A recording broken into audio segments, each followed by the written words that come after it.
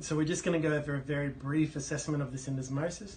The first thing that I'd probably start with is a squeeze test, and you can start further away, quite high, so it doesn't cause too much pain, and for some squeeze the tib and the fib up here.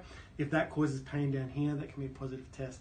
We'd work our way closer, and as we get closer to the joint, it's less of a squeeze test and more of a bony palpation test. What we would then do is perform some palpation of the AITFL, and what we need to recognize is that the AITFL sits around here, but the ATFL sits just here, and how close they are, which is why that they're often confused.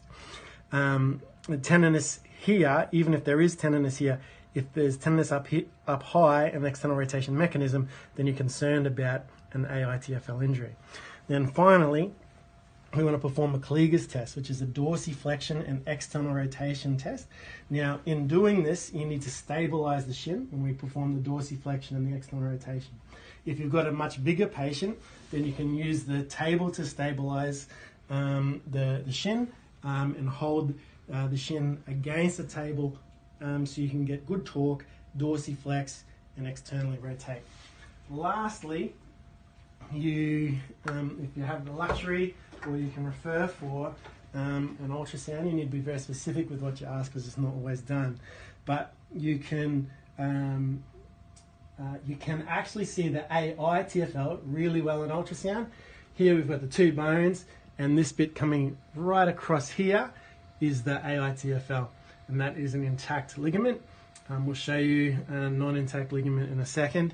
And you can also perform the Kliger's test with the ultrasound on for a dynamic stress under ultrasound view.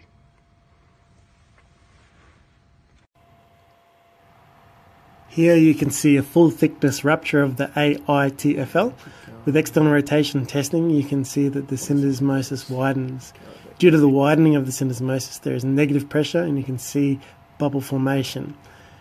This is concerning, but you still need an MRI to make a determination on the posterior elements.